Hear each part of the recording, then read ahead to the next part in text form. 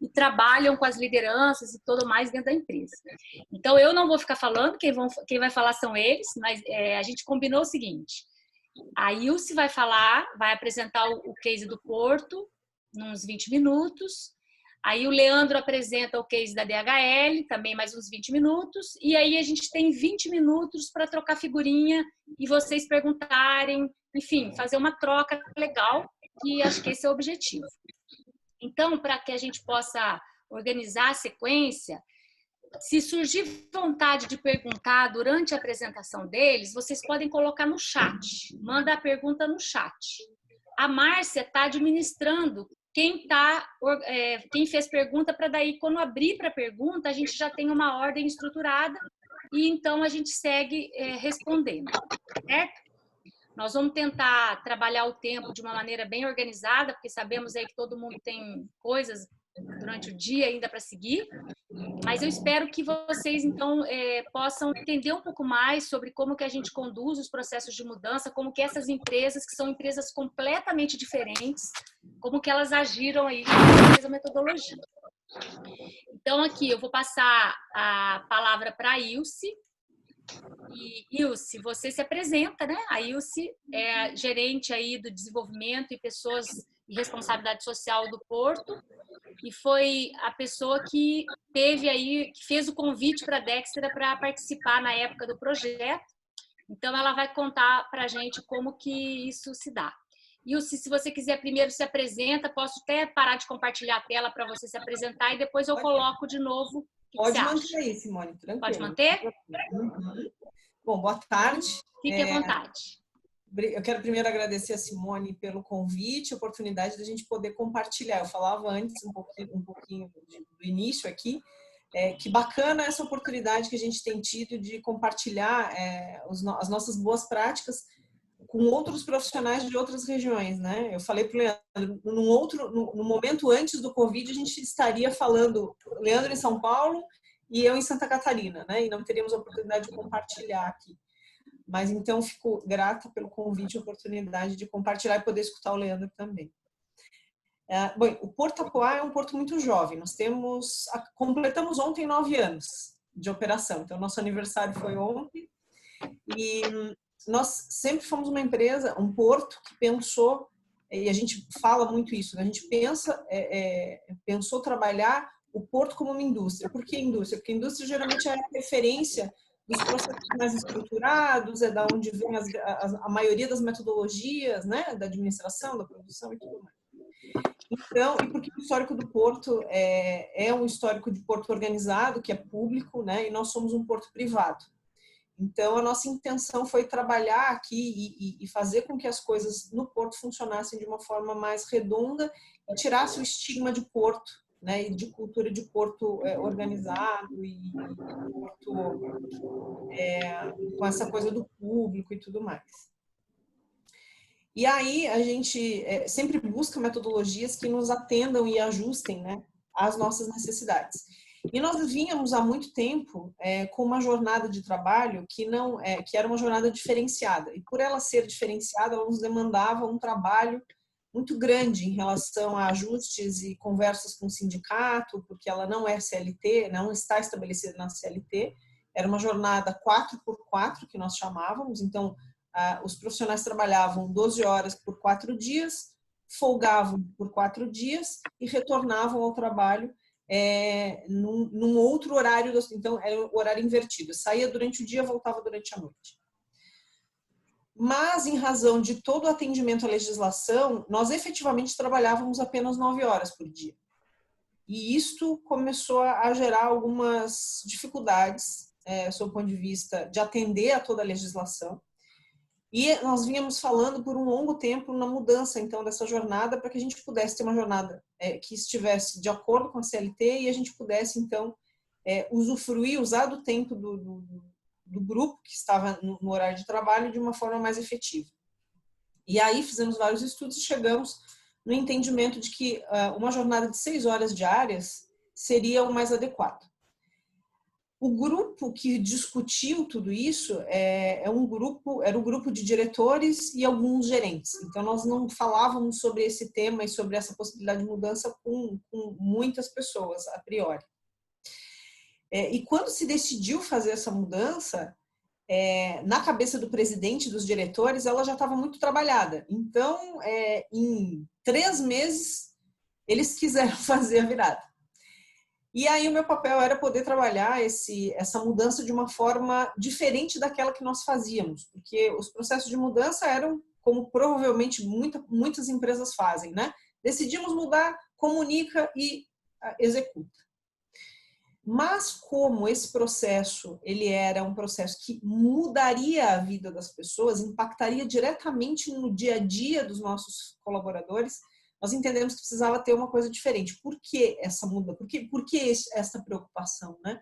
As pessoas, como elas tinham 4 dias de folga, muitas delas não moravam na região e nem tinham as suas famílias morando próximas de Itapoá, que é onde o porto fica. Então, nós temos funcionários, colaboradores de São Paulo, de Santos, do Rio de Janeiro, do Rio Grande do Sul. E estas pessoas, boa parte delas não trouxe a família. Manteve as suas famílias nas suas cidades de origem e veio trabalhar e ficava 4 dias e voltava os outros 4 dias e ficava em casa. Então, nós entendemos que este seria um grande impacto, né, na vida das pessoas, porque mobilizaria a família, não só ele, né, como colaborador do porto.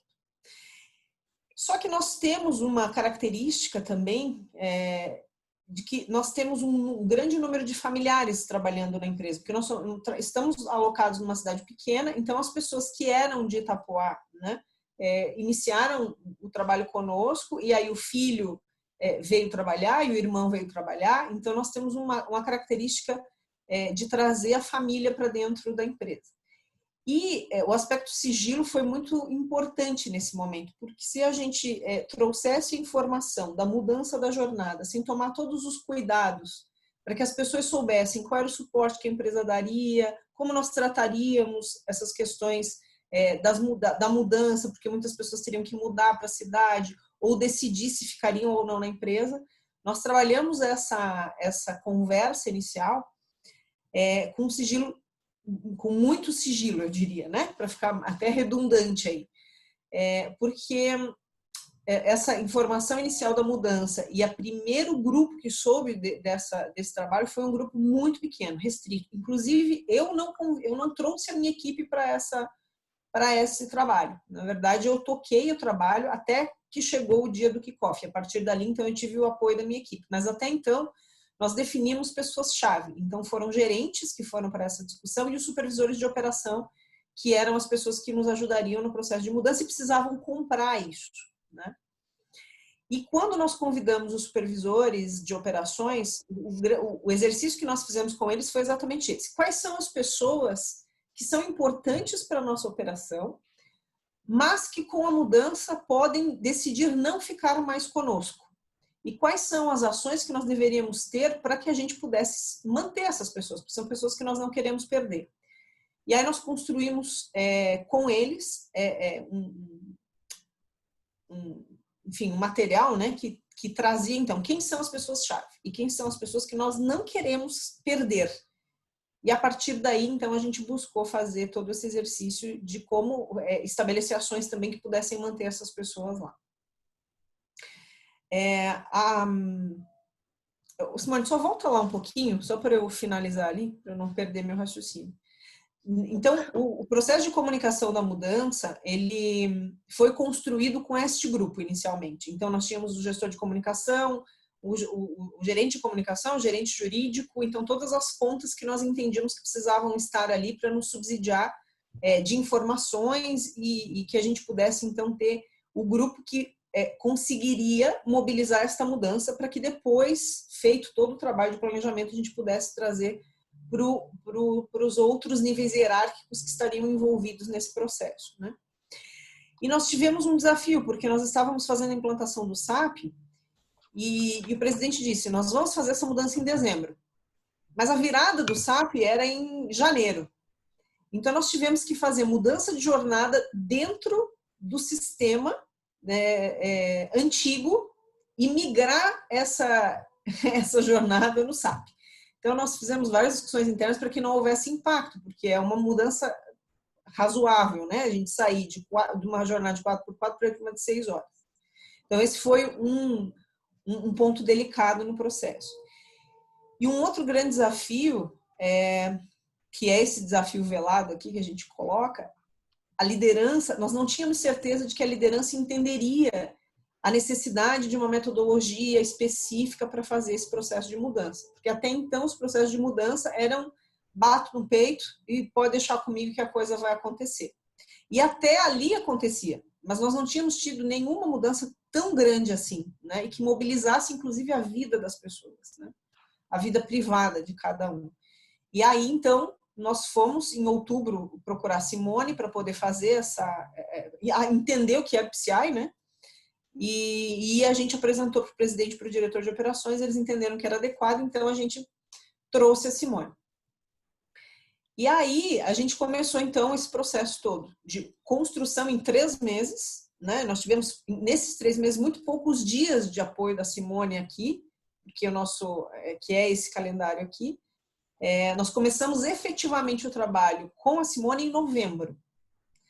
E nós tivemos a Simone conosco 6 dias. Então, nesses 6 dias de novembro, nos 5 dias de dezembro, nós tivemos que dar conta de fazer o desenvolvimento de todas as lideranças dentro da metodologia, conversar com o presidente, estabelecer o propósito da mudança, deixar claro isso, fazer com que o presidente também se engajasse nesse propósito, fazer quais são, então, as contrapartidas que a empresa vai estabelecer, como nós vamos fazer, quem são os stakeholders envolvidos nesse processo todo, porque nós temos o sindicato que a gente precisava falar, a gente tinha uma série de outros stakeholders e que nós precisávamos estabelecer uma estratégia, porque sair da informação dali, esses stakeholders poderiam nos dificultar esse processo. Então, nós tivemos que fazer todo esse mapeamento e junto com as lideranças,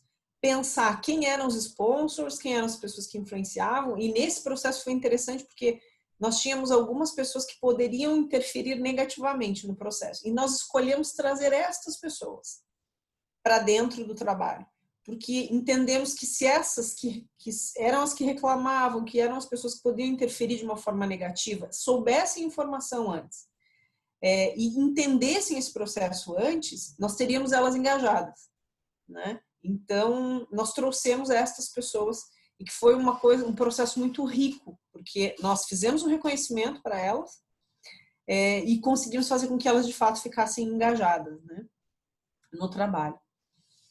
E nós tivemos junto conosco, então, todos os gestores nesse desenvolvimento de liderança, todos os gestores, e aí a Simone fez um micro PCI aí, né, um mini PCI para esses gestores, para que a gente pudesse aplicar a metodologia no planejamento, fazer o entendimento de todos esses aspectos que estavam envolvidos, então quem eram os sponsors, as pessoas que eram importantes e a gente não deveria perder, quais são as ações, as contrapartidas que a empresa vai poder estabelecer, quais são os prazos que nós vamos definir para essas coisas.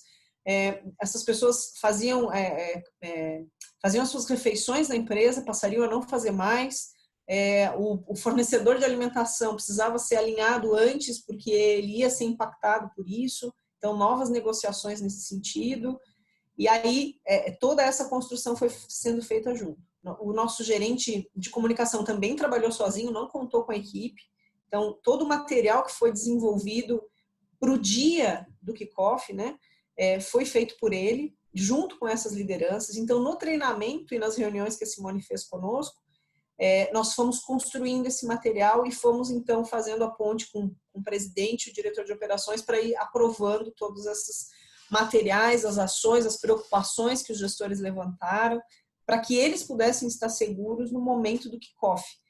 Existia um papel desses líderes no momento do kickoff e também dos sponsors que nós definimos junto com eles, que era fazer, porque nós fizemos o trabalho com esse pequeno grupo, e no dia do kickoff, no dia da comunicação, nós envolvemos os sponsors. Então, 1 hora antes de acontecer a comunicação do presidente para toda a empresa, que é essa agenda aqui que a Simone está mostrando, nós fizemos neste mesmo momento a fala com os sponsors. Então, nós tivemos 1 hora para fazer com que todos os sponsors compreendessem o racional de todo o processo, entendessem o propósito da mudança e ajudassem o gestor a fazer a venda no momento seguinte à fala do presidente.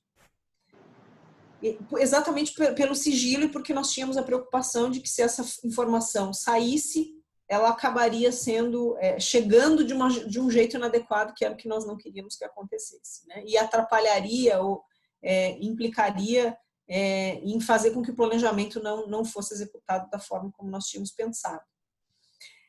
Então, a gente teve 1 hora antes da fala do presidente essa conversa com os sponsors, eles receberam materiais e nós fomos, então, para a fala com o presidente. E os materiais, que são esses que a Simone estava mostrando aqui, diziam respeito à escala. Então, que escala é essa? Porque nós estávamos saindo de 4 equipes e indo para 5.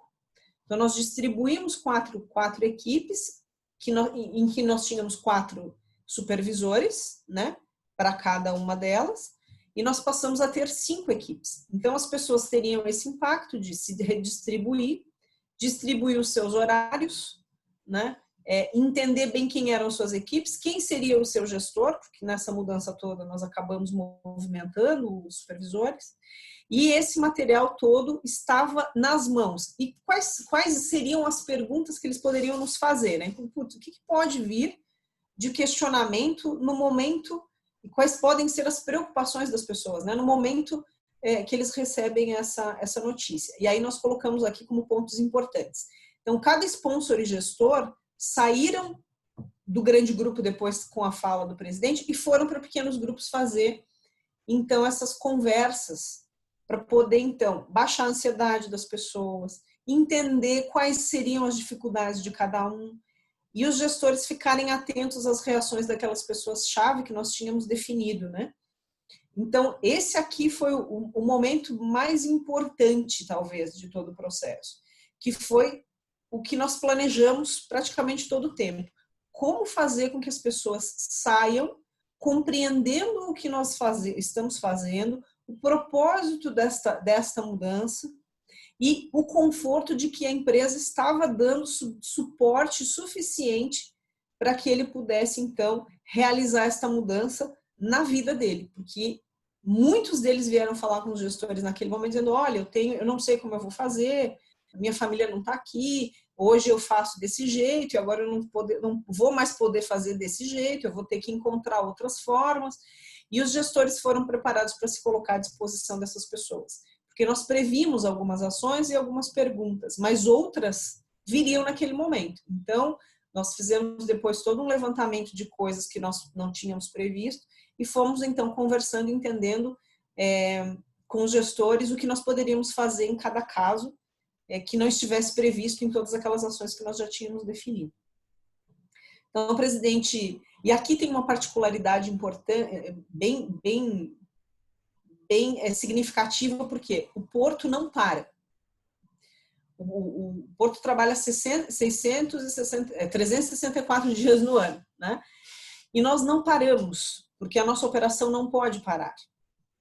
Mas no dia do comunicado da mudança da jornada, o presidente tomou a decisão de parar o terminal. Então, nós paramos a empresa por umas duas horas, mais ou menos, até que todos se organizassem e que a gente pudesse ter a fala. E chamamos todas as pessoas que estavam de folga para vir neste dia. Então, nós tínhamos ali aproximadamente 1.000 pessoas. E nós tivemos um outro reforço aqui, porque por mais que o impacto fosse naquele colaborador que estava na operação, nós temos essas pessoas casadas com outras pessoas que são da área administrativa, por exemplo, e que impactaria na vida daquela família. Então, nós trouxemos todos os gestores da empresa e todos os colaboradores da área administrativa também para esta conversa, para este momento, para essa discussão. Então, esses líderes também, administrativos, que não estavam diretamente envolvidos na mudança, também foram comunicados 1 hora antes do kickoff. Então, a gente separou em turmas, o presidente falou com os líderes e a gente falou então com os sponsors junto com os líderes, né? Então foi muito coordenado e teve que ter uma logística, né? A gente brincava, né? A gente tem que ser bom de logística, né? Porque a gente é Porto, então usamos então toda a logística que nos favorecia para conseguir fazer esse exercício. Então foi a primeira vez que o Porto parou e que todos os funcionários estavam reunidos ao mesmo tempo, no mesmo ambiente, né? Então aqui nós tivemos todo um trabalho, porque o Porto é área alfandegada, nós precisávamos de autorização da Receita Federal para poder levar todas as pessoas para dentro, porque o único lugar que nós tínhamos para fazer isso era dentro da área alfandegada, num galpão que a gente faz o trabalho lá com a carga, né, dos nossos clientes. Então esta foi uma particularidade que foi uma decisão estratégica, né? Foi necessário e o presidente teve que autorizar, inclusive o conselho foi consultado, também avisado sobre essa parada. Bem, feito tudo isso, conseguimos coordenar praticamente, eu diria, 95% de todas as ações que nós fizemos foram muito acertadas. Tivemos 5% de coisas a ajustar depois e a tratar com essas pessoas que a gente não tinha previsto exatamente, né, o que poderia acontecer. E aí, aqui estão os resultados, porque o propósito da mudança vinha também em relação à produtividade, aos custos com os equipamentos também. Então, foi feito um rearranjo também com essas questões. Então, cada operador de equipamento agora tem o seu equipamento, né? Ele cuida daquele equipamento, ele usa aquele equipamento, antes era diferente. E nós tivemos bons resultados, porque o tempo que as pessoas ficavam dentro do terminal era muito longo, e isso dificultava que a produtividade fosse da maneira que nós esperávamos, porque cansava, são 12 horas dentro de um mesmo ambiente e tudo mais. E com 6 horas de operação, nós conseguimos aumentar o MPH navio, ou seja, a produtividade dos equipamentos que fazem a operação de um navio. Então, isto é o MPH navio. Nós conseguimos ter uma diferença aí entre 2018 e 2019 de 23%, aumento da produtividade, 21% por navio, mais ou menos. Essas foram os nossos indicadores, né? E a redução de 33% nas ocorrências dos danos operacionais, que são as quebras de equipamento e tudo mais. Então, esses foram os ganhos. O que a gente tirou aí de lição desse processo? E nós adotamos o PCI hoje como a nossa ferramenta de mudança, e nós já estamos aplicando e aplicamos em outras mudanças que foram realizadas. Especialmente, estruturar as mudanças fez com que a gente pensasse antes de agir, ou seja, levasse em consideração todas as coisas que poderiam acontecer nesse processo de mudança. E o PCI dá a possibilidade de identificar como as pessoas vão reagir na curva da mudança, e tinha um entendimento, né, ainda de que mudança faz com que as pessoas fiquem resistentes, porque a resistência é normal. E aqui os gestores conseguiram entender o que significa isso e em que lugar cada pessoa pode parar e como lidar com essas situações. Então, isso ajudou muito a entender e olhar para o colaborador de um jeito diferente, não como rebeldia, mas sim como um processo que acontece em razão da mudança. E a comunicação do jeito que ela foi estabelecida e todas as coisas que foram consideradas deixou a relação transparente, promoveu mais confiança, porque a gente foi transparente, foi claro, deixou claro a intenção, né, desse processo todo.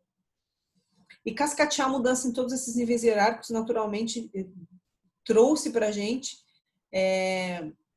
a informação que cada nível precisava ter, e isso é importante, né? Então, talvez a gente não precise dizer tudo para todo mundo, mas nós precisamos dizer o que é necessário para cada um, no seu papel e no papel que precisa executar dentro daquele processo.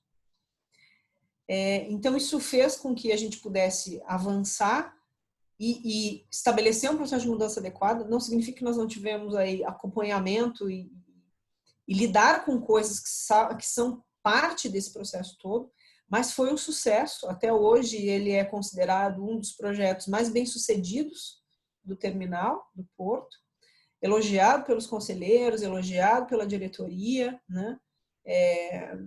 E todos satisfeitos no final das contas, né? Com todo esse processo, com o aprendizado que foi que foi adquirido aqui e a gente usa essas lições aprendidas agora para os projetos que nós temos aplicado PCI, né? Então, tem sido muito produtivo, muito rico e muito eficaz, eficiente, né? A gente vê o resultado de uma forma diferente com a aplicação da ferramenta. De fato, é indiscutível isso, né?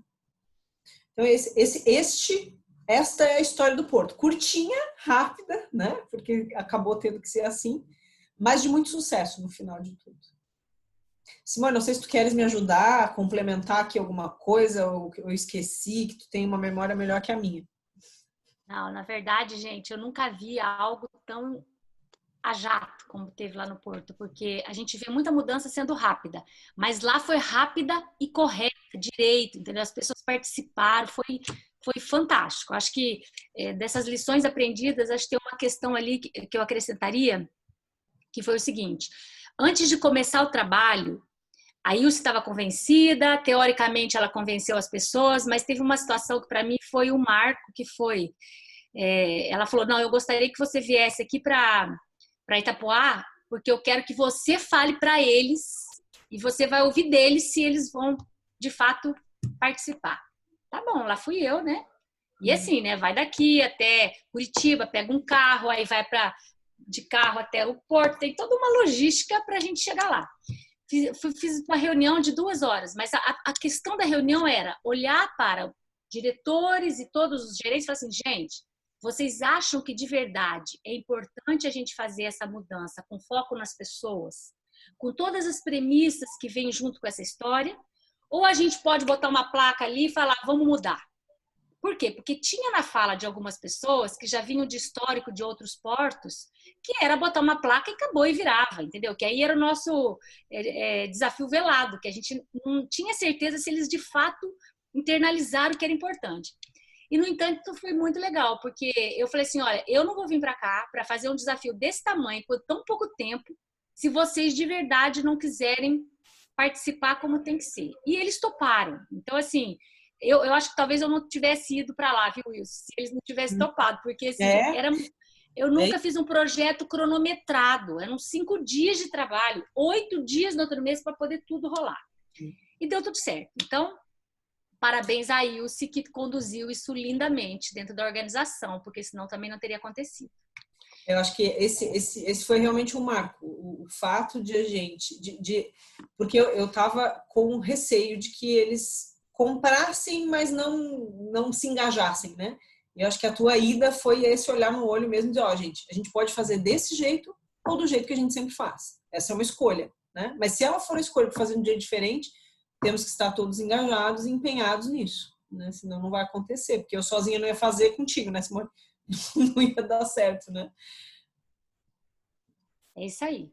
Bom, então, muito obrigada. A gente vai passar agora para o Leandro. Eu vou interromper aqui meu compartilhamento. Agora, o Leandro vai nos apresentar e ele começa se apresentando. O Leandro é o nosso parceiro. Ilse, muito obrigada. Você fica aí. Depois a gente volta com as perguntas, tá certo? Tá bom. Uhum. Então, Leandro, agora é com você. O Leandro se apresenta, mas ele é o nosso vendedor de PCI na DHL, porque eu nunca vi assim como que eu diria, ele virou um tiete do PCI, não sei como é que é o nome disso, Leandro, que ele fala assim, tem que definir o propósito, tem que definir o imperativo, eu vivo dizendo isso para os caras, e ele realmente incorporou isso aí. Então, eu vou deixar com o Leandro, que ele tem ótimas informações para nos passar aí. Leandro, com você. Eu me sinto um pregador no deserto. Enquanto eu estou sempre falando para eles que a gente precisa, no mínimo, aplicar boas práticas em termos de gestão de mudança, e a nossa vida seria muito diferente se realmente a gente conseguisse colocar isso para toda a organização. Vou compartilhar minha tela aqui com vocês. E vocês já estão enxergando minha tela? Sim, estamos. Sim. Então, para iniciar, eu quero agradecer a Simone pelo convite, me sinto extremamente lisonjeado. Segundo Que trabalho muito legal você fez. Eu relembrei um pouco do meu passado, já trabalhei muito com relações trabalhistas e sindicais, atuei na Vale muito tempo com porto, ferrovia, metalurgia, siderurgia. Essa escala 4x4 a gente chamava antigamente de escala folgão. E eu sei o quanto isso traz de desgaste também fisicamente, e para a companhia você fazer uma mudança como essa, você impacta 100% de todas as áreas dentro de um porto, né? Não tem como não impactar. Então, parabéns aí pelo resultado, e eu sei o quanto é grande esse desafio. Obrigada. Bom, eu vou falar um pouco da DHL e vou trazer o meu case aqui. A DHL ela pertence a um grande grupo chamado Dot-Post DHL Group, ou seja, são 4 empresas que compõem esse grupo. O Dot-Post é o correio alemão, só que privado, diferente do nosso, que pertence ao governo. E dentro da DHL a gente tem 3 divisões, 3 grandes divisões. A gente tem a DHL Supply Chain, ao qual eu trabalho. Então, a gente atua principalmente com movimentação de carga e também com transporte. Na sequência, nós temos a DHL Express, que é o courier normal, né? A entrega do dia a dia. E, por último, nós temos a DGF, que é a DHL Global Forwarding, ou seja, ela é responsável por entrega de grandes encomendas, seja através de ferrovia, seja através de cargueiros, navios cargueiros, ou seja através de avião. Então, para vocês terem uma ideia, vocês devem ver Fórmula 1 e vocês enxergam muito o logo da DHL na Fórmula 1. É uma curiosidade, mas quem faz toda a logística da Fórmula 1 é a DHL, a Global Forwarding. São 2 aviões cargueiros que são plugados dentro da Fórmula 1 e eles vão transitando de país a país. Dentro dessas 3, a Supply Chain é a que tem o maior tamanho, vamos dizer assim, a maior representatividade. Aqui no Brasil, hoje, nós atuamos com mais ou menos 14 mil pessoas, em torno de 66 clientes e um pouco mais de 88 operações espalhadas pelo Brasil inteiro. Seja elas de warehouse, né, movimentação de carga, sejam elas de transporte. Eu sou um dos diretores de recursos humanos dentro da DHL e eu atuo por segmento, né? A DHL ela é bem segmentada em termos de setores econômicos. Então, praticamente, eu atuo diretamente com o setor de transporte, atuo com o setor de life science, indústria farmacêutica, atuo com o setor de e-commerce. A gente está vivendo uma loucura nesse momento. Um dos nossos principais clientes é o Mercado Livre e é impressionante como a gente tem desafios a cada dia com isso. E, por fim, eu vou falar um pouco do projeto Antártica, que foi a compra de um ativo que a DHL fez em 2017. Tá? Então, esse meu case ele se baseia em gestão da mudança centrada nas pessoas. E vamos começar? Na DHL, a gente tem uma prática que segurança para nós é primordial. Então, a gente sempre abre as nossas apresentações falando sobre segurança e eu não poderia deixar passar isso aqui em branco. E é claro que eu vou falar sobre Covid e aqui a recomendação para que a gente nos cuide da nossa família, que a gente se mantenha em quarentena e evite a exposição.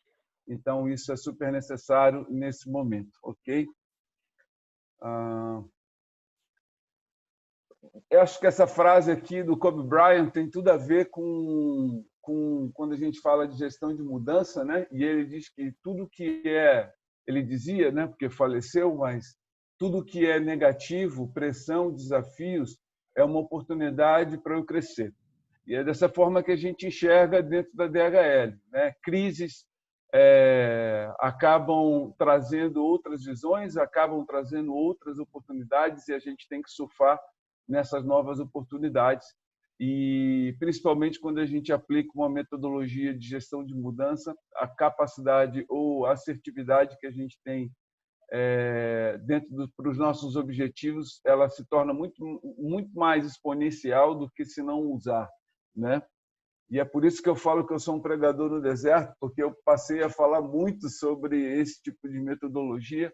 E minha empresa, sendo uma empresa grande, extremamente segmentada, a gente faz mudança todos os dias, em todos os setores. E o mínimo que se aplicasse padrões em termos de conceito em gestão de mudança, eu tenho certeza absoluta que a gente passaria ou implementaria de uma maneira mais rápida e segura.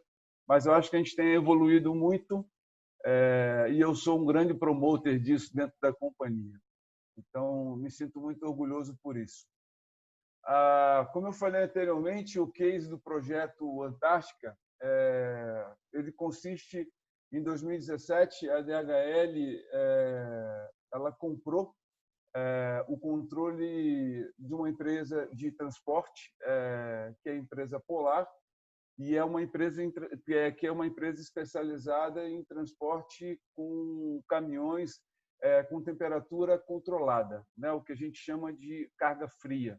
Normalmente, esse tipo de empresa ele atua muito para a indústria farmacêutica, porque transporta medicamento e muitos desses medicamentos têm temperatura controlada, né? E falando de medicamentos, a gente está falando de valor agregado altíssimo, né? Então, são cargas extremamente valiosas.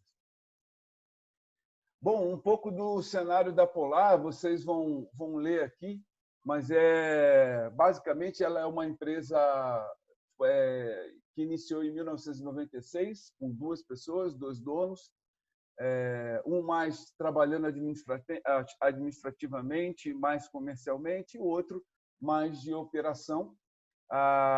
Uma empresa nacional, vamos considerar assim, de médio porte, com 400 colaboradores. E essa empresa ela incluía uma outra empresa também, chamada Rio Lopes, que fica no Rio de Janeiro. Então, a Polar, em algum momento, fez a compra da Rio Lopes, ao qual era uma empresa semelhante em termos de operação à Polar, né? E o engraçado disso é que essa compra, na realidade, ela não foi uma compra para unificar um ativo, e as 2 empresas elas competiam entre si, sendo que a Polar era dona da Rio Lopes. Isso justamente por não aplicar uma metodologia de gestão de mudança, né? E eu acho isso curioso, né? Mas, resumindo, a Polar era um fornecedor da DHL já há 15 anos, então a gente já conhecia de longa data essa companhia. E essa compra ela foi motivada por 2 propósitos, né? Primeiro, porque a DHL ela queria avançar no setor de saúde, no setor farmacêutico. Hoje, para vocês terem ideia, o setor farmacêutico, que a gente chama de life science em inglês, ele é o que apresenta o maior faturamento hoje dentro da companhia, até mesmo quando a gente compara com o setor de consumo, onde você tem grandes empresas como Unilever e P&G, mas devido ao valor agregado de medicamentos, você acaba tendo um faturamento muito maior, e quando você agrega transporte, esse faturamento fica mais exponencial ainda. Então, a aquisição dessa empresa ela suportava 2 estratégias. Primeiro, era o crescimento dentro de um mercado emergente, que era a indústria farmacêutica, e, por último, fortalecer a oferta de solução ponta a ponta. Vou explicar um pouco mais tecnicamente isso. Normalmente, os nossos armazéns que operam com a indústria farmacêutica é uma operação extremamente crítica, porque você atua com uma série de questões voltadas à qualidade, porque você tem inúmeras auditorias da Anvisa, você está mexendo com medicamentos, como eu falei, medicamentos de alto valor, Você tem câmera fria, ou seja, são operações críticas em termos de processo.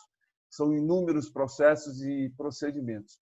E quando a gente trabalha somente com warehouse, e principalmente o que a gente chama de multiclientes, normalmente eu tenho operações que eu concentro 6, 8 clientes dentro desse armazém, e vocês podem considerar a maioria dos grandes players da indústria farmacêutica, como Bayer, como Roche, entre outras. E a gente entendeu que a gente precisava, de fato, se tornar uma transportadora. Esse já era um caminho bem traçado aqui no Brasil. E, principalmente, eu fazendo armazenagem, o que a gente chama de inbound, armazenagem outbound, se eu agregasse transporte a isso, o meu faturamento subiria muito. Então, a busca de uma empresa no mercado, ela tem esses dois suportes aqui em termos de estratégia, mas a gente olhou também muito a similaridade entre empresas, né? Nós somos uma empresa que eu costumo dizer bastante colérica, em termos de racional e emocional. Acho que nós somos muito mais emocionais do que racional, e isso vai muito do perfil e do segmento que a gente atua, que é o segmento de logística. Então, basicamente, a minha empresa ela é formada de gente, isso não é clichê, porque eu não tenho nenhum ativo, eu opero dentro da casa dos clientes, ou eu alugo um armazém para operar para um cliente, ou, no máximo, eu atuo dentro de uma planta de um cliente. Nossos escritórios eles são alugados, nossos equipamentos são alugados. Então, nós somos uma empresa, de fato, formada por pessoas e formadas por padrões, processos e sistemas, né? Isso é o que nos diferencia no mercado. E, por último, eu não coloquei aqui, mas também ela assegurava, essa compra assegurava uma estratégia que era, de fato, nos mostrar no mercado como uma transportadora. Até então, o mercado enxergava a DHL como uma grande empresa em armazenagem, mas aqui no Brasil a gente queria também ser visto como uma transportadora. Só que nós não atuávamos como transportadora, a gente atuava como, se diz no mercado, como broker. Ou seja, eu atuava com transporte, mas eu não fazia esse transporte, eu comprava transporte de transportadoras e ofertava isso aos meus clientes. À medida que eu me tornei uma transportadora, eu deixei de comprar transporte e aí a responsabilidade é minha, independente daquilo que eu estou carregando. Então, isso também tinha a ver, quando você compra uma empresa com 300 caminhões, com mais de 400 pessoas, o mercado já te enxerga de forma diferente. Então, tinha uma terceira estratégia aqui também.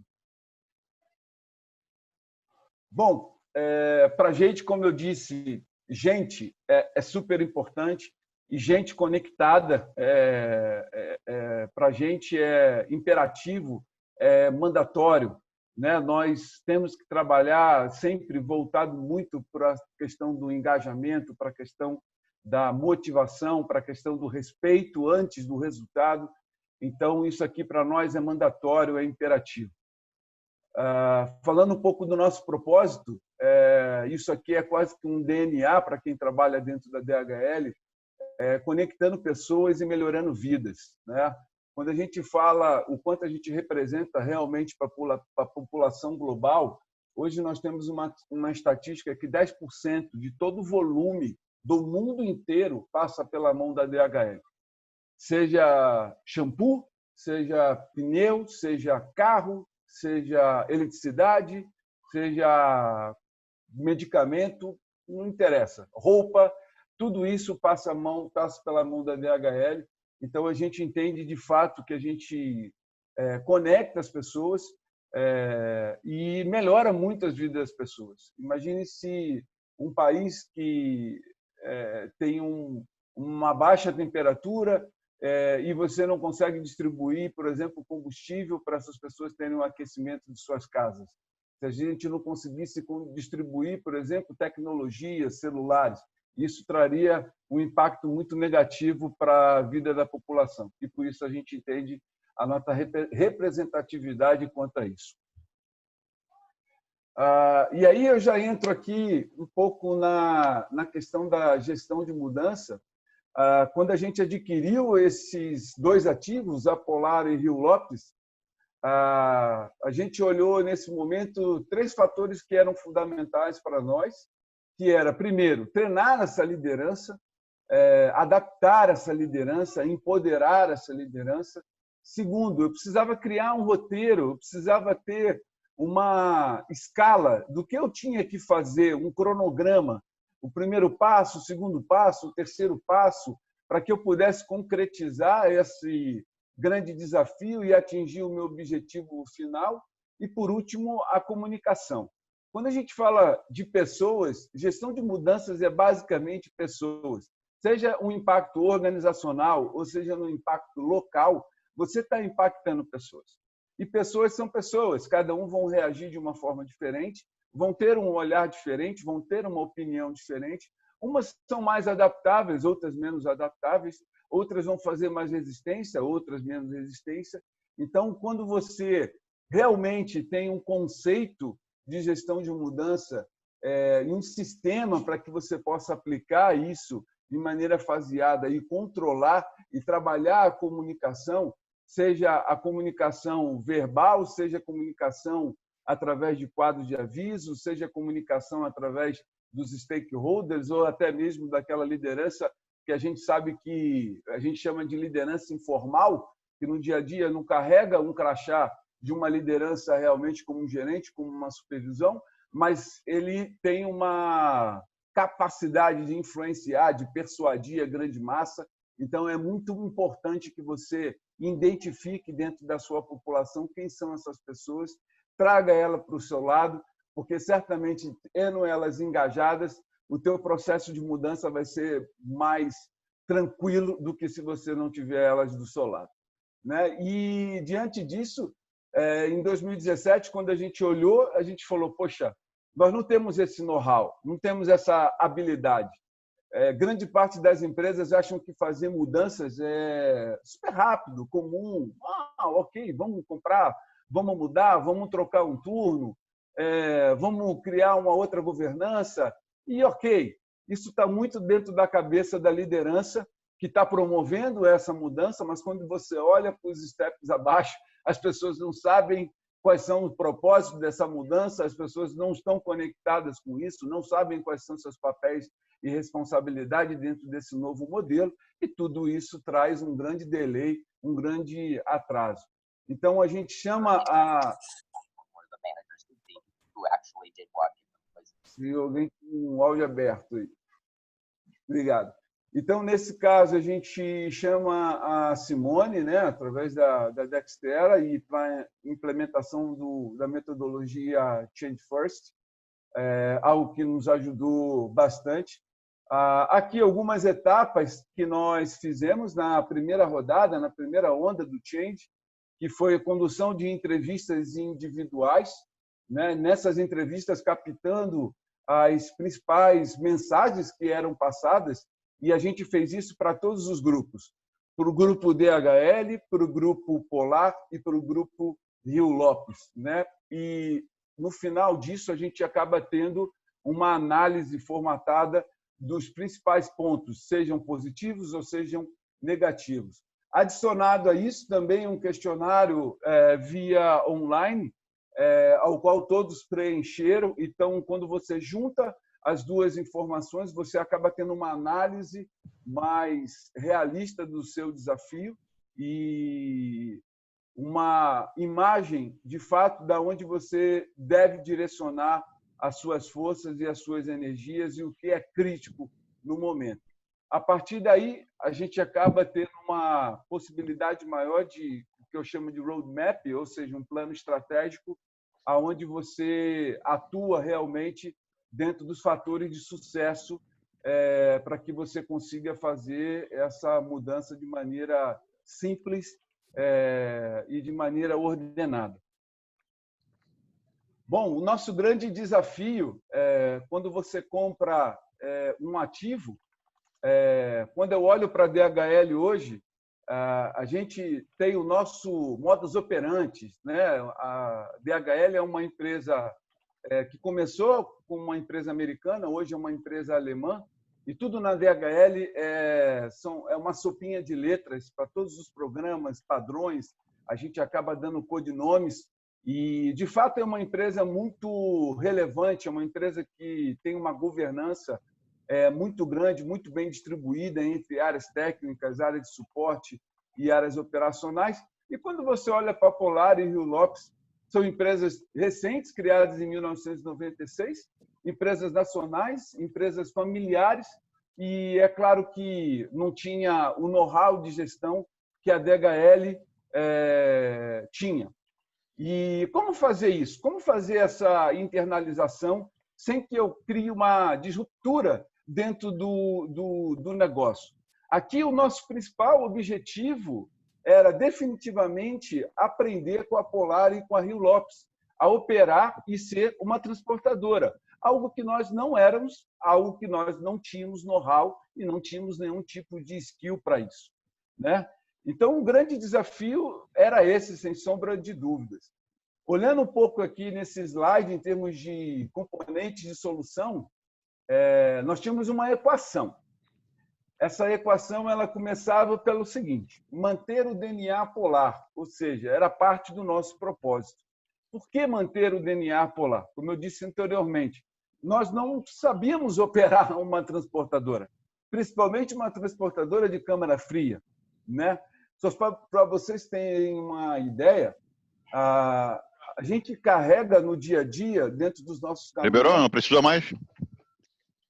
Alô? Opa. Vamos lá. A gente transporta dentro no dia a dia, nos nossos caminhões, cargas que chegam, às vezes, a ter um valor de 20 milhões de reais. Ou seja, a gente tem uma questão de segurança e seguro para essa carga muito grande. Então, assim, nós não sabíamos fazer isso. Então, a gente tinha que aprender esse DNA polar, tinha que aprender com eles como se operava essa companhia para poder fazer uma passagem de bastão mais suave. E o segundo, agregar a expertise DHL ao negócio, ou seja, aquilo realmente que eu tenho de conhecimento, que eu tenho de skills para projeto, para engenharia, para crescimento de negócio, para business, escalabilidade, monetização. Então, isso tudo a gente tinha, mas, ao mesmo tempo, eu precisava aprender com eles e precisava ensinar para eles. Então, a partir daí, a gente monta um comitê executivo, eu chamo dos patrocinadores, né? Não são definitivamente os stakeholders, não são as pessoas que fariam essa virada, mas são as pessoas que patrocinam essa virada, são os promoters, né? E daí para frente a gente cria a visibilidade da solução, olhando principalmente a questão do engajamento, o roadmap, que era super importante para nós, ou seja, o que eu preciso fazer step a step, né? E a comunicação, como eu vou comunicar isso para essas pessoas. Então, é muito interessante, porque do lado da DHL, as pessoas achavam que isso era muito simples. Compramos, vamos lá, tomamos conta e acabou. E a coisa não é assim. E do lado da Polar e Rio Lopes, ao contrário das pessoas enxergarem: eu estou sendo comprado por uma grande multinacional, então agora eu vou ter um desenvolvimento maior de carreira, talvez eu tenha uma evolução maior, talvez eu tenha um salário melhor, talvez eu tenha uma exposição melhor. E isso não aconteceu. As pessoas viram de forma negativa a presença da DHL, porque, por ser uma grande comunidade, uma empresa familiar, quando olha para nós, era olhar um monstro. Esse lobo vai vir aqui e vai me devorar. Então, uma comunicação, o engajamento é imperativo para nós quando a gente pensava em estado futuro. E, por fim, nos novos processos, o equilíbrio, né, principalmente entre os gastos e os ganhos, ou seja, qual era o impacto que isso trazia para dentro dessa organização. E, por fim, gerir a resistência, porque a resistência era grande, principalmente pelo lado da Polar, que enxergava que a gente ia entrar e ia demitir todas as pessoas. E aí, para vocês terem uma ideia, eu gosto de mostrar esses 2 slides aqui. Primeiro, esse aqui ele mostra o público DHL. né? E o quanto a gente tem de desvio padrão na visão. Quando eu chamo dos executivos, que são os promoters de fato, ou seja, o vice-presidente, entre outros, o quanto eles achavam que era super fácil fazer isso, e quanto que os líderes da DHL achavam que não era nada fácil fazer isso. Então, se vocês forem rapidamente olhar aqui, vocês vão ver discrepâncias enormes em termos de visibilidade da solução, de visão de futuro, né, de segurança no futuro, porque a comunicação estava falha, super falha nesse momento, e a gente estava começando uma jornada. Quando eu olhava o lado da Polar, os executivos da Polar, que eram os dois donos da Polar, vocês podem ver aqui o quanto eles achavam também que era super fácil fazer. E quando a gente olhava os líderes da Polar e da Rio Lopes, que seriam aquelas pessoas de fato que fariam a mudança, o quanto eles estavam eles tinham instabilidades, o quanto eles estavam inseguros, o quanto eles eram pessimistas quando eles olhavam para a visão de futuro, né? Então, isso aqui é um retrato, é um desvio padrão do quanto é importante você compartilhar propósito, o quanto é importante que todos estejam na mesma página.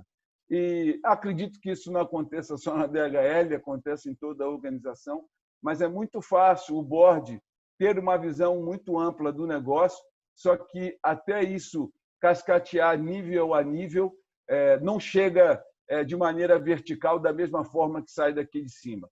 Então, a gente precisa muito bem trabalhar a comunicação estruturada e manter todas as pessoas conectadas step a step.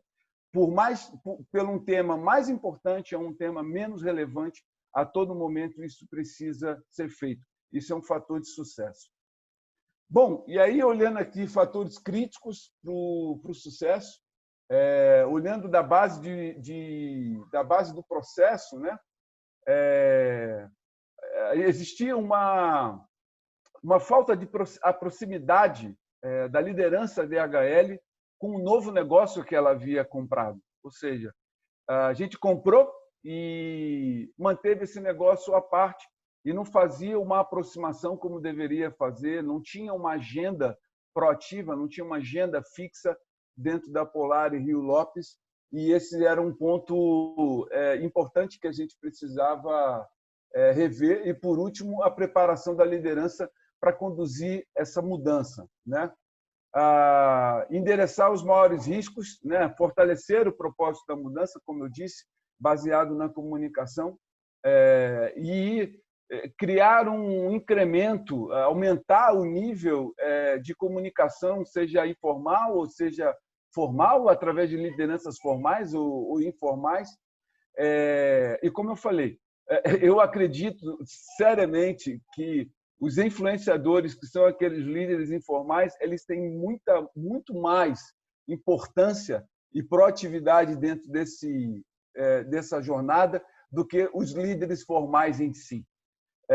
São esses formadores de opinião que conseguem realmente persuadir dentro da organização as pessoas e conseguem engajar essas pessoas dentro do propósito. E, por fim, aqui, eu sei que está pequeno, mas é só para deixar claro aqui quais eram as nossas 5 principais metas dentro do modelo do PCI, né? Do modelo dos 6 fatores de sucesso.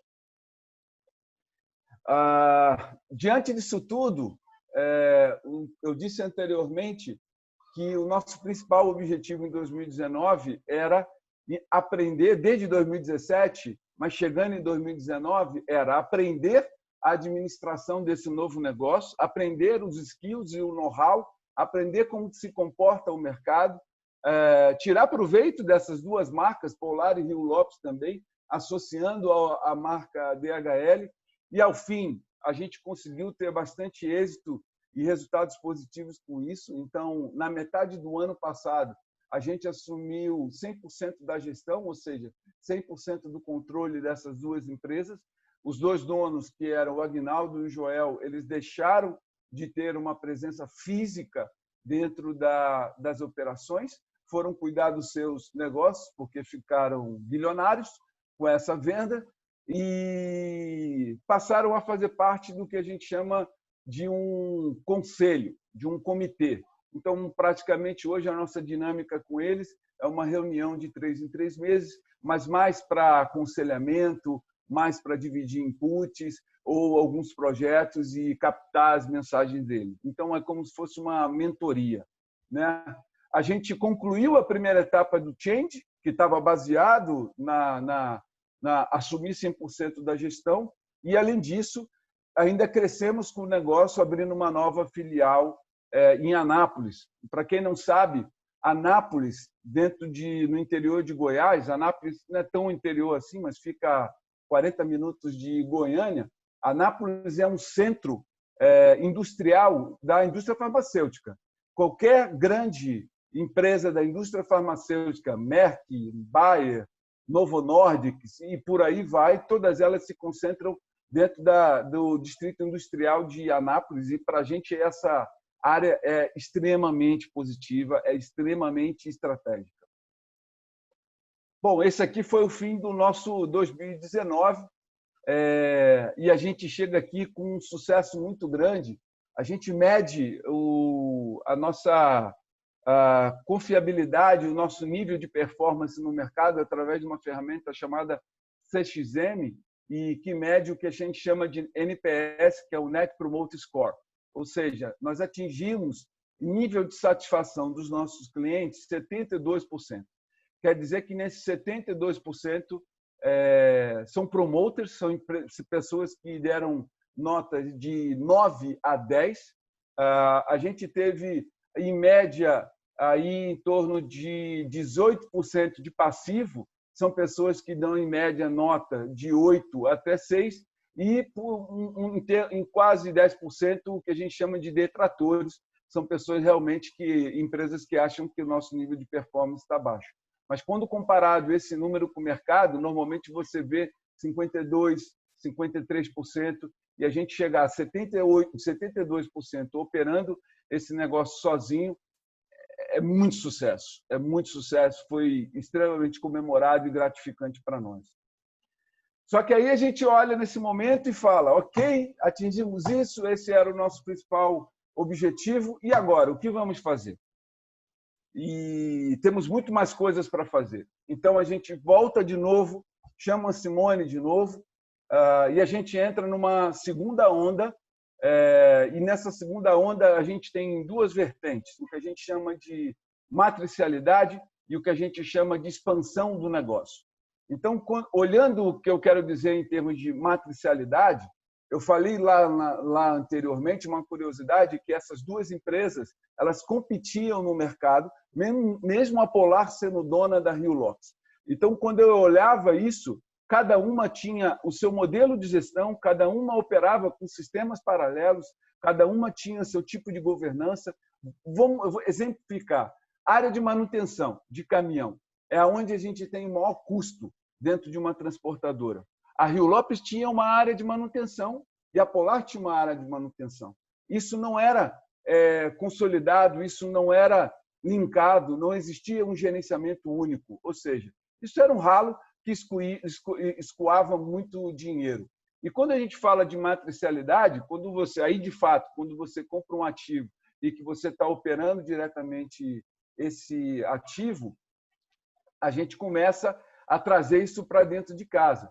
Então, o jurídico passa a absorver esse negócio, RH passa a absorver esse negócio, a área de qualidade passa a absorver esse negócio, a área de finanças passa a absorver esse negócio, a área de folha de pagamento passa a absorver, segurança do trabalho, medicina ocupacional, ou seja, a gente começa realmente a ter uma visibilidade e um corpo dessa organização.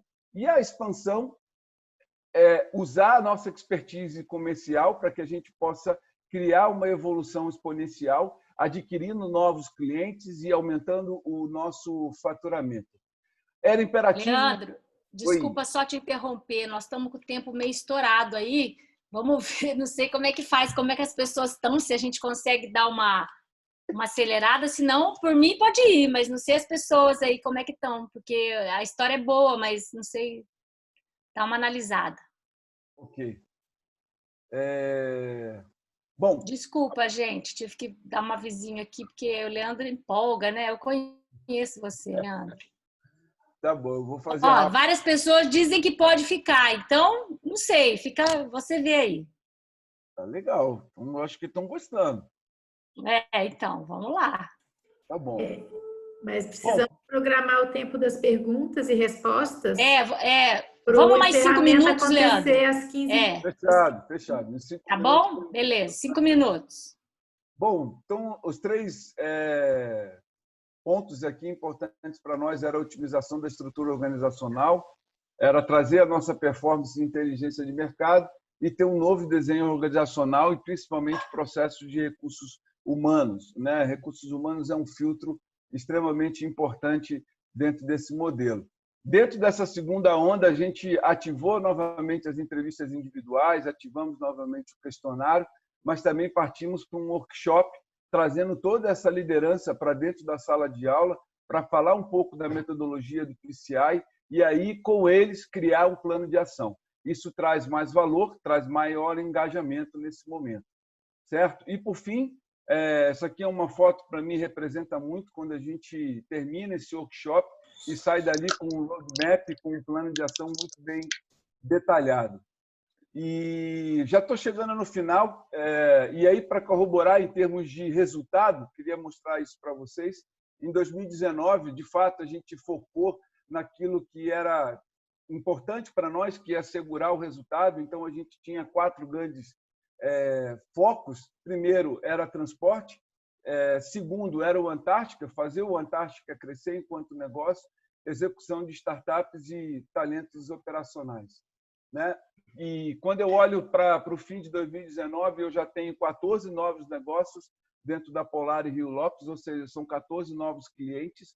Isso me traz uma evolução financeira muito grande, me traz uma abertura de mercado muito positiva. E, por fim, a gente conseguiu concluir há pouco tempo o que a gente chama de centro de serviço compartilhado. A Rio Lopes ela deixou de ser uma empresa e passou a ser uma filial da Polar. E hoje toda a gestão que vocês possam imaginar ela é unificada dentro de um centro de serviço que fica em Campinas. Então, quando você fala de manutenção, gestão de frota, gestão de equipamentos, gestão de folha, tudo isso é centralizado hoje e a gente ganhou em termos de performance e redução de custo muito. Ao fim, quando eu falei no início também sobre transformação na nossa área de transporte, hoje, de fato, a gente opera como uma transportadora, a gente tem malha própria, a gente tem frota própria, a gente tem filiais próprias.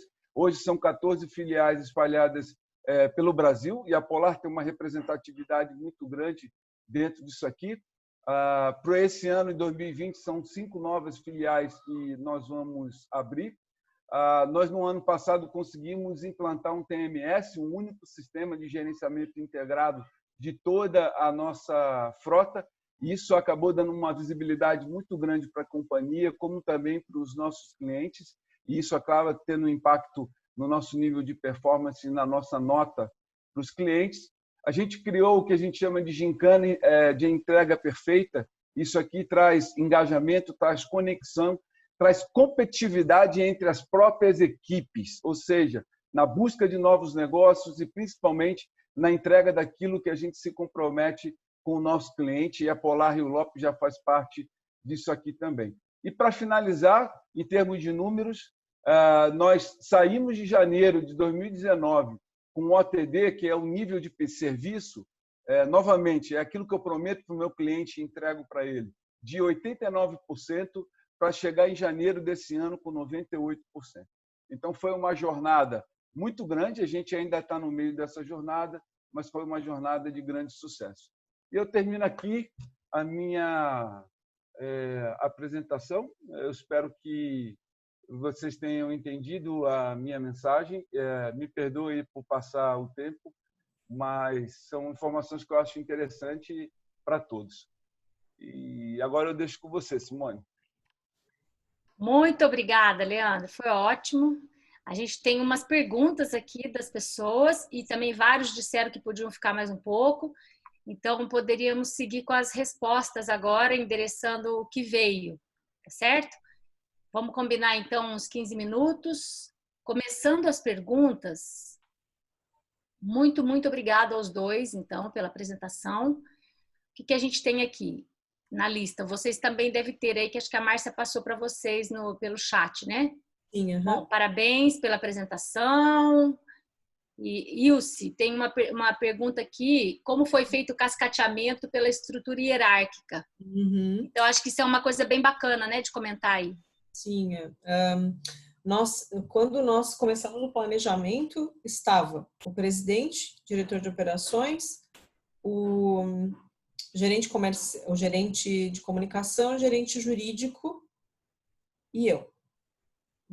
Então, éramos 5 gerentes junto com os diretores e envolvemos numa segunda, decidimos, esse grupo decidiu. Na segunda instância, chamamos os supervisores de operações e o supervisor de meio ambiente, que também tinha pessoas nessa escala.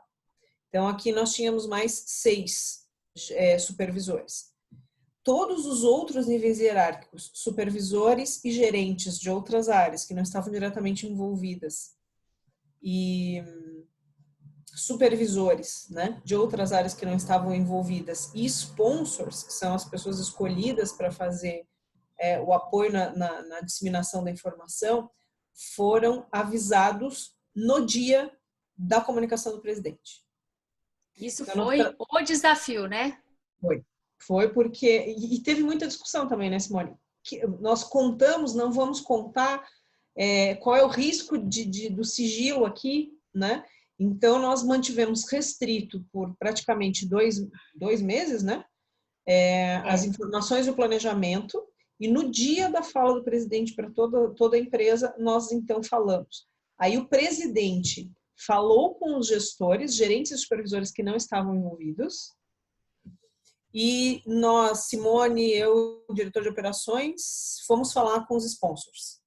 Até vale comentar assim, nós trabalhamos, enquanto a gente não falava para todo mundo, que uma coisa que foi bacana na conversa foi que cada supervisor tinha entre 100 e 120 pessoas. A gente chama de supervisor, mas na verdade assim, imagina ele ter 120 pessoas abaixo dele, que ele precisa segurar ali se vai ser impactado e tudo mais. Então, eles montaram uma rede de mudança detalhadíssima. Eles sabiam, dentre os grupos de cada turno, quem era o cara que ficaria, quem não ficaria, quem tinha muito problema. E aí a gente deixou com uma certa liberdade para cada supervisor fazer a sua análise da rede. Então, uns muito detalhistas tinham assim, esse tem um risco médio, esse tem um risco alto, esse tem um risco... E foram trabalhando isso para que a gente pudesse definir os influenciadores positivos e os influenciadores negativos que atuariam como sponsors facilitadores da mudança, para a gente poder, naquela foto que a gente mostra todo mundo espalhado explicando, na verdade são pessoas que não têm nível hierárquico, mas são consideradas pelos grupos, e eles foram envolvidos às 7 horas da manhã, mas assim, eles foram empoderados, eles receberam do presidente, do diretor, do gerente e do supervisor, de 3, 4 níveis hierárquicos, a missão, né? Aquela coisa assim, olha, você foi escolhido a dedo para ajudar agora. Nós precisamos da sua ajuda. Então, assim, era gente que estava voltando do turno da madrugada, 7 da manhã, porque a gente fez isso cedinho, para juntar o povo da madrugada com o povo do dia. Então, eles, gente, se sentiram tão empoderados que a hora que eles foram para esse galpão, que era muito longe de onde a gente estava, então eles foram para lá segurando umas listinhas de papel que a gente já tinha montado e tudo fluiu. Por quê? Porque mesmo os influenciadores negativos, uma coisa que a gente sempre fala nos workshops, mas que ali eu pude assistir de verdade, você me ajuda, assim. Os caras, eles eram negativos ou eram tidos como influenciadores negativos, mas o fato deles terem sido envolvidos naquele momento, empoderados por todos, eles agiram perfeitamente. E aqueles que não tiveram condição de agir de maneira favorável, eles ficaram calados. Não foi? A gente ajustou para neutralizar a conversa.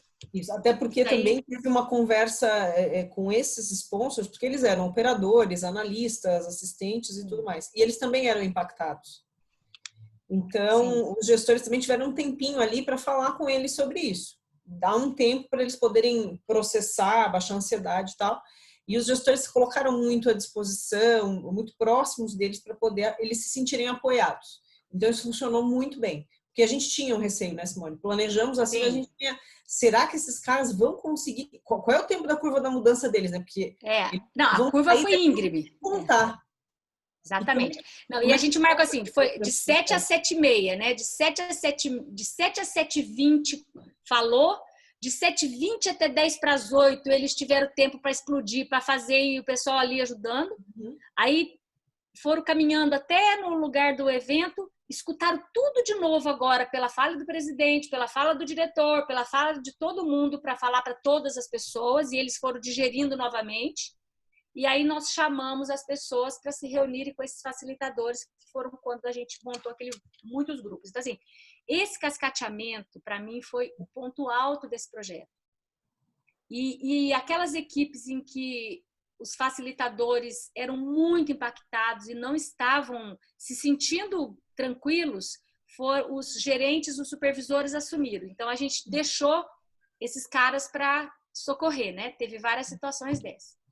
É isso aí.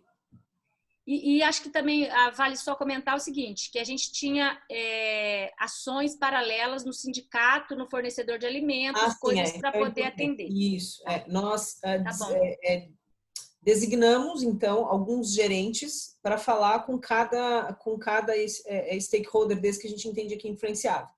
Então, nós decidimos tempos também. Então, o sindicato, a conversa aconteceu com o gerente jurídico exatamente no momento em que que o presidente estava falando com as pessoas. Para que a gente não corresse o risco de que o sindicato soubesse antes ou soubesse depois pelos colaboradores. Então, nós fizemos exatamente simultâneo esse processo, né?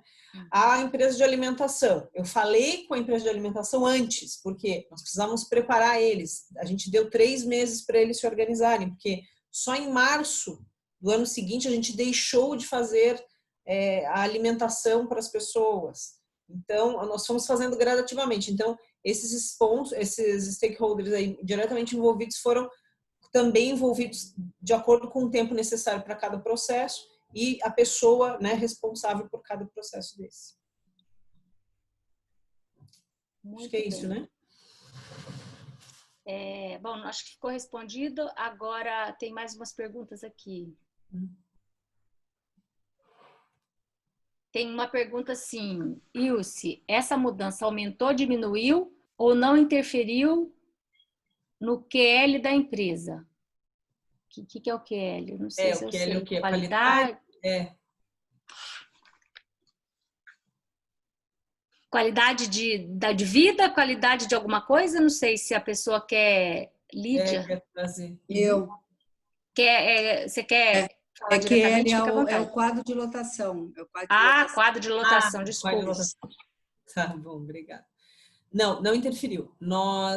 A quantidade de pessoas necessária para as 5 equipes, né, que nós tínhamos era um pouco maior. Então, nós ainda criamos mais 23 vagas, se eu não estou enganada. Ampliou. Tinha 4 vagas, 4 equipes e viraram 5 equipes, né? Porque ia ter uma equipe de transição. Isso, porque nós tínhamos, como é que funciona o terminal, né? Nós temos as equipes que operam, principalmente os equipamentos. E tem equipamento que precisa ter renda, tem que ter rendição, né? Do operador num determinado período.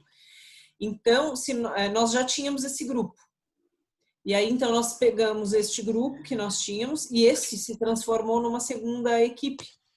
E aí, nós só trouxemos mais 20 pessoas para compor. Mas esse aumento é justificado pela produtividade hoje, pela qualidade da entrega e tudo mais, né?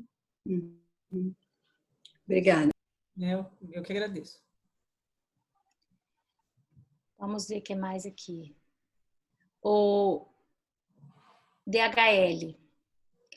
Eu vou falar uma pergunta para o Leandro, né? Se você puder comentar sua opinião sobre o principal desafio do lado da própria DHL para essa integração. O que você acha que foi maiores desafios? O maior desafio foi conter a ansiedade das pessoas, né? E entender que a gente estava comprando um negócio ao qual a gente não sabia operar. Então, como a gente tem inúmeros profissionais na DHL e áreas muito bem divididas tecnicamente, todas as pessoas achavam que era muito fácil, era só a gente ir lá, tomar conta e trazer para dentro de casa. E travar essa ansiedade foi bastante difícil. E, ao mesmo tempo que as pessoas não viam isso acontecer, acabavam se desconectando, e muitas vezes isso trazia ruptura para o processo.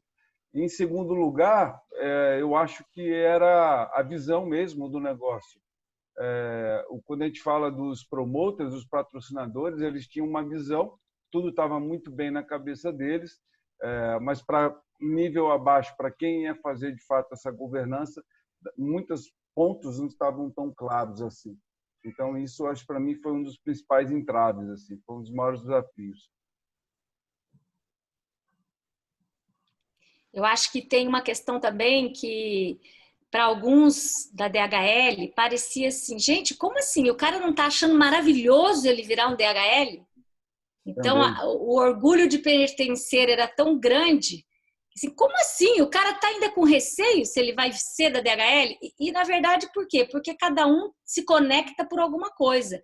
Então, aquilo que gerava conexão com a DHL podia não ser a mesma razão que ia gerar a conexão de um funcionário da Polar com a DHL.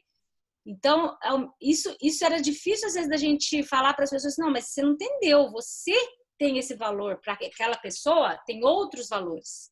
O valor da relação familiar na empresa comprada era tão forte que superava o valor de ser uma multinacional, não é, Leandro? Justamente. Isso, às vezes, que não é simplesmente o olhar lógico do processo, a segurança econômica de uma empresa feita DHL, mas todas as relações que existiam dentro da Polar e da Rio Lopes, né? Era literalmente uma família. Né? Uma grande família. Como a Ilse falou, normalmente nesses ambientes você tem casais que trabalham na mesma empresa, e na Polar e na Rio Lopes não era nada diferente. Então, você tinha irmãos, você tinha marido e mulher, então era uma grande família, de fato. Os donos tinham uma proximidade, uma relação familiar com as pessoas, não uma relação corporativa ou uma relação executiva. E isso, para nós, quando a gente fala em termos de DHL, assim, como assim você, de fato, não quer trabalhar na DHL ou não enxerga um valor nisso? Hoje é completamente diferente. Hoje as pessoas já têm uma aproximação muito maior, a gente já fez movimentos internos de tirar pessoas das empresas e trazer para dentro da DHL, e isso aumentou muito a credibilidade, porque aí a gente sai do discurso e entra na prática. À medida que as pessoas começam a ver isso, de fato, começam a acreditar que aquilo é positivo e começa a sair daquela fase de negação e entrar numa fase de aceitação, né? E daí para frente as coisas ficam mais fáceis. Posso só fazer um comentário? É que eu participei a Mirth está na nossa foto lá, né? Você viu? Aparecemos na foto do Leandro, né? Ai, deu saudades, foi muito bom. Então, eu participei um pedaço, né, na segunda fase, também uma coisa que eu queria ressaltar. Então, como num caso desses, né, muitas vezes a gente pensa, uma empresa grande comprou uma pequena, então vamos lá olhar a pequena e fazer com que eles se engajem. Mas a gente tem que também olhar para quem está comprando e muitas vezes trabalhar esse público também, né, porque uma das questões que eu ouvi bastante até dos top ali, que eles queriam preservar o valor do que eles estavam comprando, né? Muito, né? Então, da agilidade, daquele cuidado, porque era um negócio diferente, né? De transporte de remédios, tal. Então, só queria dar uma ressaltada nisso também, como é sempre os dois lados. E a questão da liderança, né, Mirth? Porque, veja, quando a gente dizia assim para as pessoas, não, foi o presidente da DHL que falou que a gente quer preservar isso. Assim, então, então tá, né? Se ele falou, porque a gente envolveu todos os níveis na conversa. Então, quando você tinha do lado da Polar um ícone, né? O executivo era um ícone, o Aguinaldo. Então, quando uma pessoa virou e falou assim, eu quero ter muitos Aguinaldos, nossa, como é que eu faço para ter muitos Aguinaldos? Né? Então, significa que tinha um valor muito forte. A gente estava comprando uma empresa e o Aguinaldo não era mais a empresa. Como que eu fazia o Aguinaldo permanecer na empresa? Então, isso que a gente chama de gestão de mudança focada em pessoas, porque no fim você está comprando uma empresa, mas você está comprando, o maior ativo ali eram as pessoas que faziam aquele negócio fluir. Então, isso é que tinha que deixar claro na questão. Né? Isso vale para a DHL, isso vale para o Porto, quer dizer, e se aquele pessoal para de operar o Porto? Né? O que ia acontecer depois das 2 horas? Né? Então, tinha uma série de cuidados que tudo tinha que ser feito. Gente, dava para bater papo com vocês até o fim do dia, porque esses 2 casos são maravilhosos. Eu tenho, assim, várias histórias para contar que eu uso nos meus workshops emprestado do Porto e da DHL, tá? Mas estou preocupado com o horário das pessoas aqui. A gente pode, de repente, encaminhar algumas respostas por e-mail aí, se Ilse e Leandro concordarem. Tem pessoas perguntando sobre a curva de comprometimento, se vocês conseguiram ter uma ideia da curva, quantos % a gente atingiu de apropriação, de resistência. Acho que a gente conseguiu ver isso, né, de uma maneira acontecendo de fato, logo depois, enfim. Posso encaminhar as questões e tenho aqui a lista dos participantes, as perguntas, quem fez as perguntas, a gente direciona as respostas a cada um. Tudo legal. bem? Pode mandar. Olha, então, gente, vamos encerrar. Eu ia pedir 2 coisas. Primeiro, para saber se a gente pode tirar uma print de uma foto de vocês, e aí se vocês podem mostrar as câmeras. Tiago aqui, olha aí, o nosso novo gerente do Porto, né, que agora acabou de também participar da formação, várias pessoas. Escutou a história agora, né, Tiago, da mudança. Eu falei para ele, Tiago, vai lá que aí você vai contar a história. Olha aí, Eva de máscara, várias pessoas. Então, assim, quero agradecer muitíssimo a colaboração de vocês e todo o empenho em compartilhar essa história, né? O Leandro e Ilse. São realmente 2 histórias maravilhosas.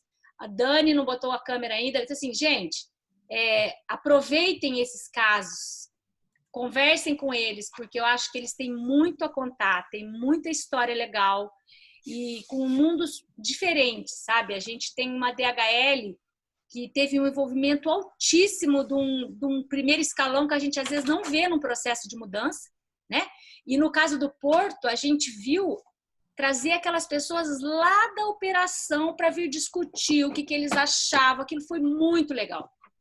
Então, assim, foi um prazer trabalhar com vocês. E continuamos, né? Porque a gente ainda continua. Muito obrigada. E aí, a gente vai encaminhar as perguntas. Agora, vamos fazer uma foto? Márcia, você que é a dona da foto aí, como é que é? Posso encaminhar aqui, só um momentinho. Ok, o melhor sorriso. Muito obrigada pela presença, ficou bem legal. A gente vai marcar mais, tá? Olha, temos muita história para contar da BP. A BP tem várias pessoas da BP aqui que eu vi, da Beneficência Portuguesa.